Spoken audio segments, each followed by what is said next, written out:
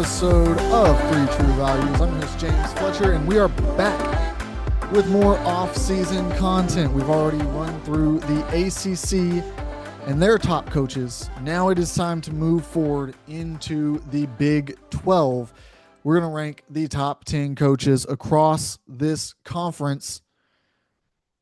Do they have a case as the best conference in college basketball, at least when it comes to the coaching ranks? We'll discuss that here during the show.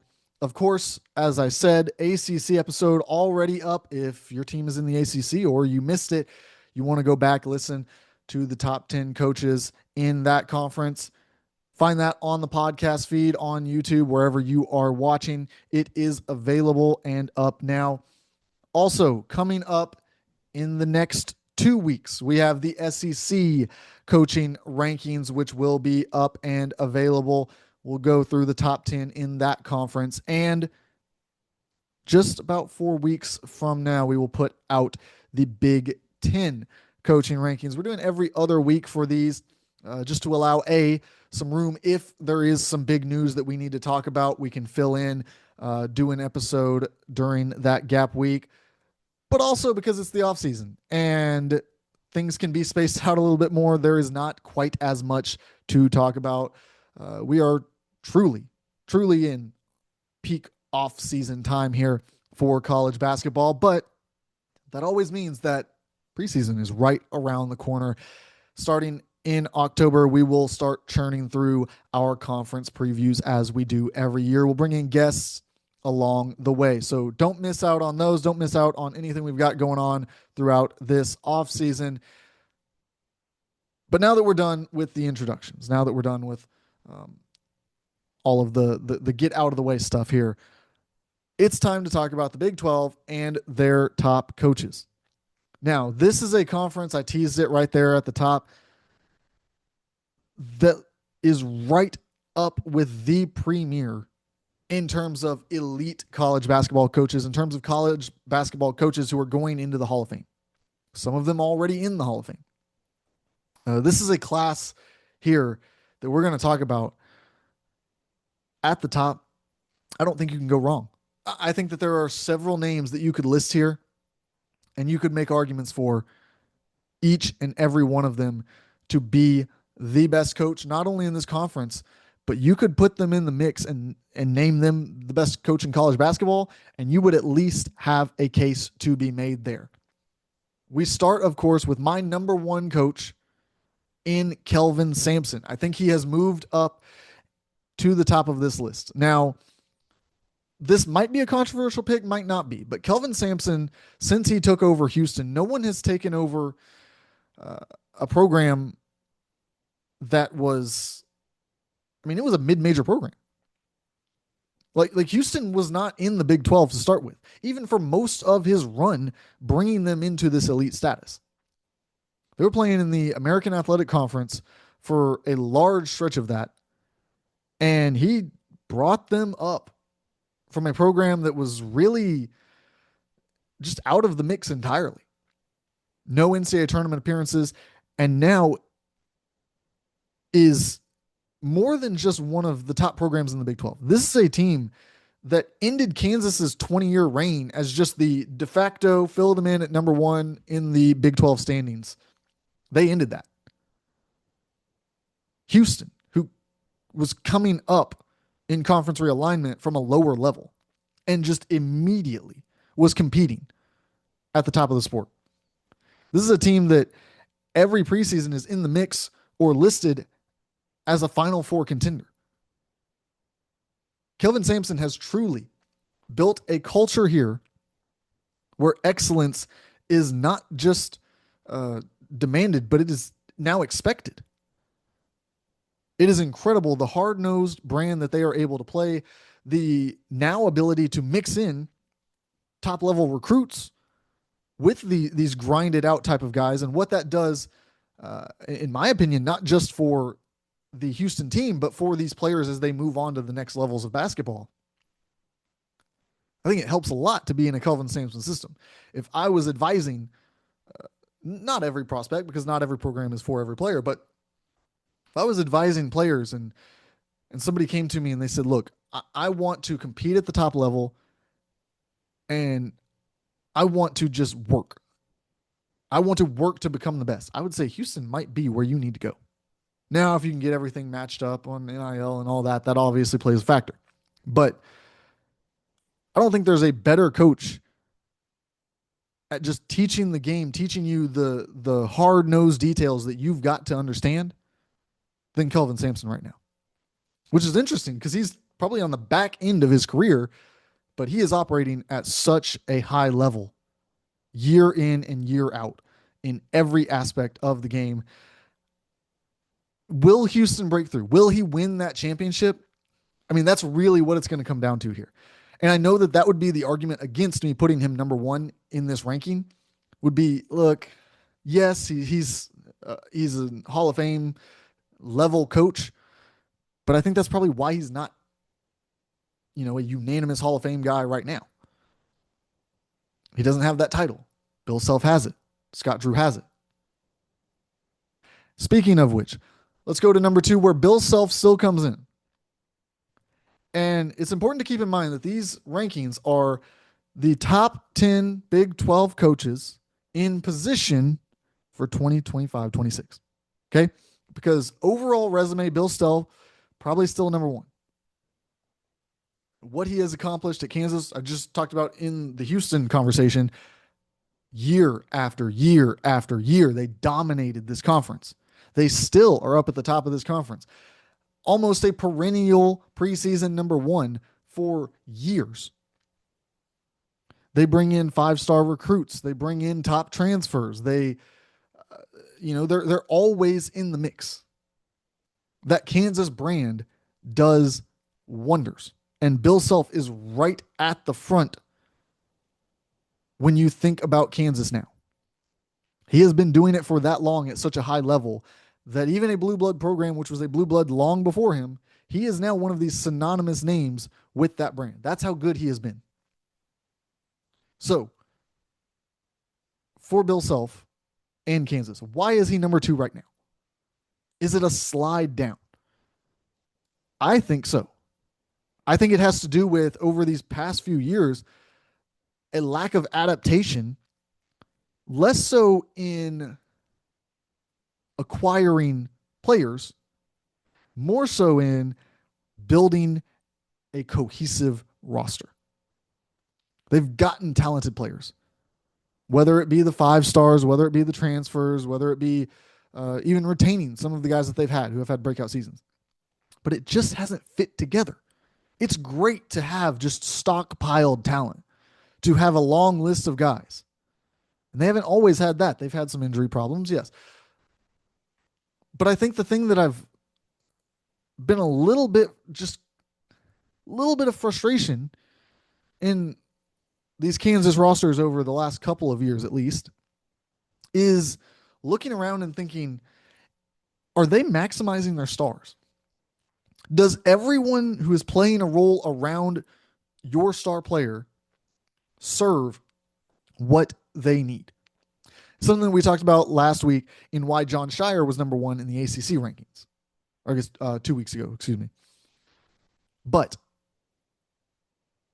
that has not happened these last couple of years at Kansas. Now, with Darren Peterson, I think it's the roster that has been built around him is good.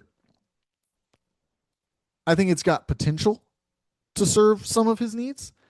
I don't necessarily think it hits on all cylinders, but I am willing to wait and watch because it all depends on what role Darren Peterson fully takes on, what necessarily has to be done by those role players. So I think that there is a lot to be determined on this particular Kansas team and whether they got the right mix of guys to surround their star player. But that is the only thing, the only knock that you can find. Because, again, Hall of Fame resume, he's got the national championships, he's got everything that you want to line up. Bill Self is one of the best coaches in college basketball history, much less here near the top of these Big 12 standings. At number 3, we have Scott Drew at Baylor. Now, this is one where we talk about what Kelvin Sampson did, and putting into context coming from a mid-major level up to the Big 12 and just maintaining no bumps in the road, the dominance. Scott Drew, another one that just does not get enough credit.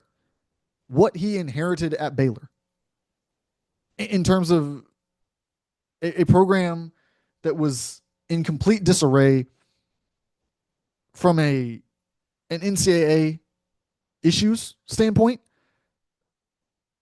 and had just no identity. Like there was no basketball culture whatsoever. Coming in under just about the worst circumstances he could have inherited a program. And he built that thing into a team that has been in the national championship mix over multiple years and got one. Baylor has a national championship. Like that is something that if you had said on day one of Scott Drew's tenure that they were going to win a national title, I would love to know how many people would believe it. So what he has accomplished is massive.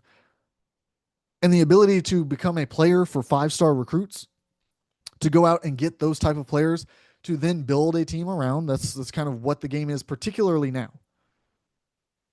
You go get the superstar talent, whether you do it through the transfer portal, whether you do it on the recruiting trail.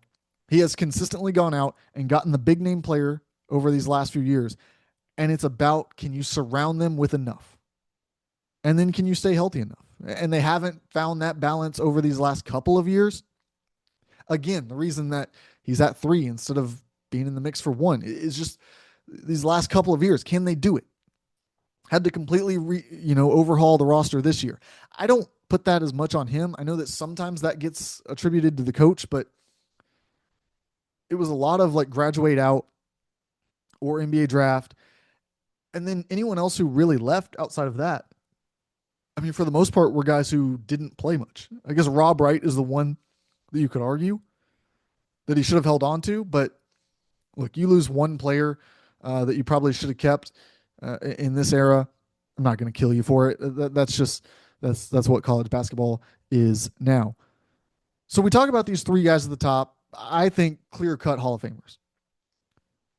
And then you get down to number 4, and it's really not that far of a drop in terms of how good of a coach you're talking about. TJ Otzelberger. He has won everywhere that he has been. Just another one of these guys that you cannot discount because he keeps repeating over and over. He's got this Iowa State team. Look, I don't know how many people fully appreciate his ability to have Iowa State in the mix for 1 and 2 seed, 3 seed every season. I mean, that is ridiculous. The way that he is able to put together a team that rakes in these analytic models year after year is so impressive. And I know that he gets accused sometimes of gaming those models and whatever. You still have to win the games. You still have to go out there. You want to say, oh, he gamed the model. Okay, he had to win the game by the amount that he thought he could win the game by to game that model. So call it whatever you want. He is achieving at an incredibly high level. And he has gone out and landed some players that weren't necessarily the 5-star must-have guy and turned them into something. Turn them into some college stars that really impact success at this level. Really impressed just year over year what he's able to do as we move on to number 5, which is Grant McCasland. And again, we're talking about such a high level of coaches here. Off of the Scott Drew tree, he goes to Texas Tech, and I have always been a fan of McCasland, even when he doesn't necessarily play a style of basketball that is the most appealing. Like it's a lot slower than some people would like at times, but it is so effective. And now with the backing that he has at Texas Tech, the investment that they have put into college athletics, I mean, I think this team could hit, and this program could hit another level over these next few years. as they pour into it. The talent that he has with JT Toppin coming back, Christian Anderson coming back. There is a lot to like about this Texas Tech team. It's not maybe the most complete roster, but in terms of top end talent that you can build off of, that you can surround with those role players, I think that he is right there, able to do that. And he's got a unique system. That's something that if you're Texas Tech, I don't know if you're going to, even with some of the backing that you've got, you might have to mix it up a little bit. You might have to change the way that you play. Because if you're operating against a team that's full of 5 stars, well, if you're playing the same way, talent does usually win out then. But if you've got something different about you, something that the other team is having to adjust to you instead of you trying to catch up to them, that's how you get in the mix for these top seeds. If you are Texas Tech, he does that there. Number 6, and man, this just feels, I hate, this is the range of the rankings that is so difficult for me, because saying the number 6 and then Tommy Lloyd just feels wrong. He is an outstanding basketball coach. Really, really good stuff from his Arizona team more often than not. I mean, he recruits. He has hit the transfer portal pretty efficiently. He's a guy who's universally just respected. Just coached for a Team USA team that had some of the top talent in the country on it. Look, I don't have a knock for him, really. I think that he is a very good coach. He uses his international ties well to land certain players to fill out the roster. Look, there is very, very little to pick apart in Tommy Lloyd as a coach. And I think it really says a lot about the top of this conference that I have him even semi-reasonably here at number 6. I think he could be as high as number 4, but I've got this tier of coaches in pretty much any order. Moving to number 7, where I've got Kevin Young at BYU. Only one full season as head coach, but man, did he answer a lot of questions. Coming in, I knew he could coach basketball. Like the X's and O's, I had no question. This is a guy who had NBA opportunities, not just as an assistant, but interviews for head coaching positions. It's been reported that Kevin Durant, Devin Booker, guys like that, preferred that he be named the head coach of their team before he took the BYU job. That is incredibly high praise for what he can do as an X's and O's guy and as a leader of a basketball team. And so I had no doubt there. I knew he was going to succeed in that area. It was about, can he adjust to the college game? Recruiting is going to be big. Obviously, it helps when you have big time investment into said recruiting. When you can just go land an AJ DeBonsa, that's going to help. But I was impressed before last season, even when he went and got Yegor Dimon. That was a player who, yes, you probably had the resources to go get, but wasn't just an obvious call to make.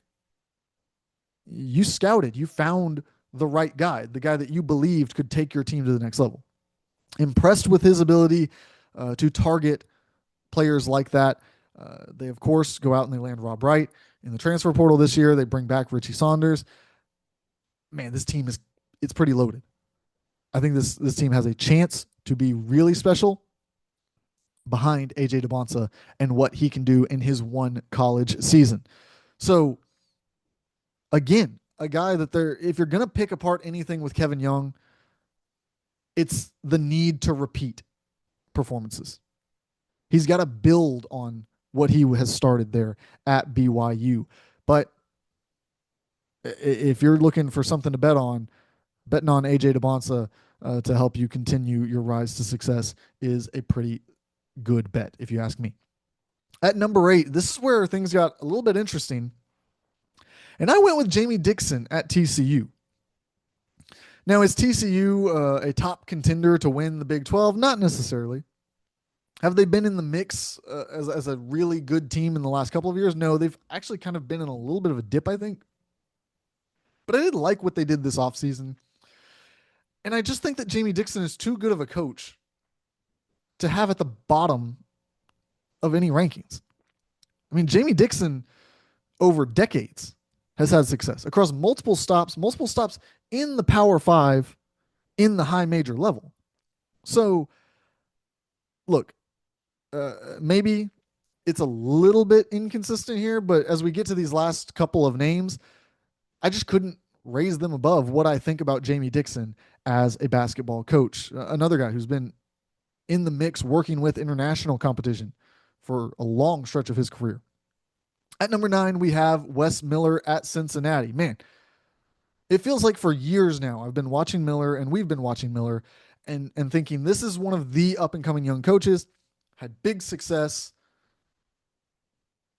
at the mid-major level. He comes to Cincinnati and it feels like, okay, good roster. He's done some good recruiting. He's done some good in the transfer portal, and it just hasn't clicked.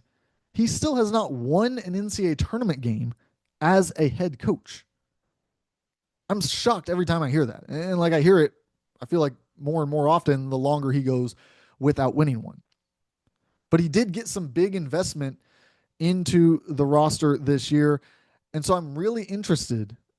Did they spend the money the right way to go out and turn themselves into an NCAA tournament team, a team that can win that game that he needs on his resume to get some of the, haves and have nots talks off of his shoulders? I still think he's a really good coach.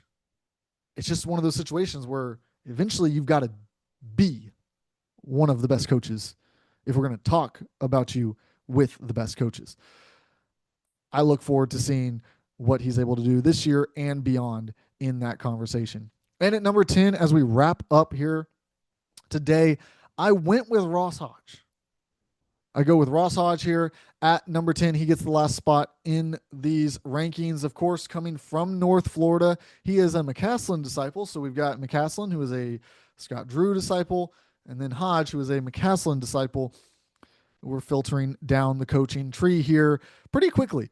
And Ross Hodge, another guy, he is not playing the up-tempo, fly up and down the court like he is minimizing possessions. So he's going to do something different at West Virginia, something that I think is beneficial to a program like that. I think he's going to be embraced for, first of all, the loyalty aspect of what he preaches as a head coach. I know that that's important, particularly after the last couple of years, West Virginia flying through coaches as, of course, the Huggins debacle and then an interim, and then you end up with 1 year of DeVries before he takes off for the Indiana job. So having a guy who is committed to a message, including loyalty, is big there at West Virginia. But I also think the style of play, I don't know how much we talk about it in college, but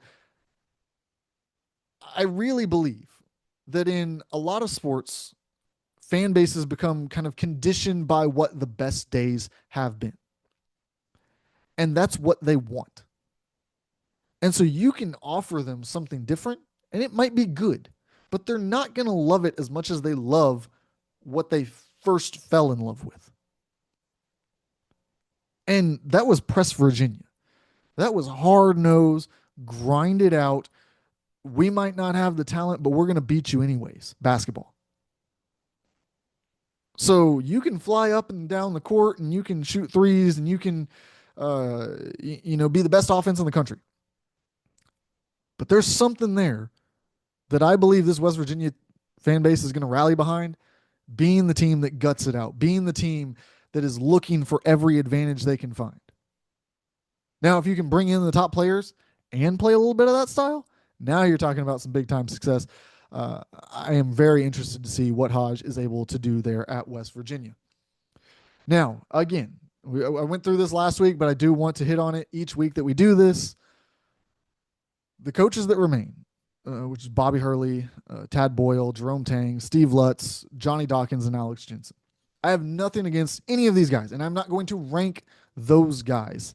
That, of course, the list that I just gave you was in alphabetical order of the school that they work at. So There will be no ranking of, oh, this guy's the worst. That doesn't benefit anyone. Not only does it get fan bases frustrated with me, uh, calling me whatever they want over social media, that part I can live with, but it just brings down a person who doesn't need to be brought down. They have earned a job in the Big 12. They are working at the top level of their profession. These are all very good coaches. There would be teams, if any of these guys lost their job after the season or during the season, there will be programs who have interest in hiring each and every one of them. Maybe not at the high major level, but these are guys who are well respected. So to try to rank who's the worst of them, this is about highlighting the best coaches in a conference. And again, any of these coaches is one big year of momentum. You know, you get on a run, end up in the NCAA tournament, you follow that with a transfer portal class and a couple of recruits, and boom, now you're in the top 10 next year. It's really razor thin margins here at this level. So we're not going to rank who is the worst in any of these conferences. Look, like everyone, I have preferences on style of play, on the way that you build a program, on just personalities. So I have preferences, yes, on what kind of coach I would hire if I was in the position of an athletic director. But that doesn't mean that they're a bad coach if they're not my style of coach. So that is the conclusion here of our Big 12 coach rankings. We've got the top 10, really, really big names there at the top. And of course, so many good coaches along the way that we talked about. When we come back 2 weeks from today, we will have the SEC. We'll roll through the top coaches in that conference right here on Three True Values. I'm your host, James Fletcher.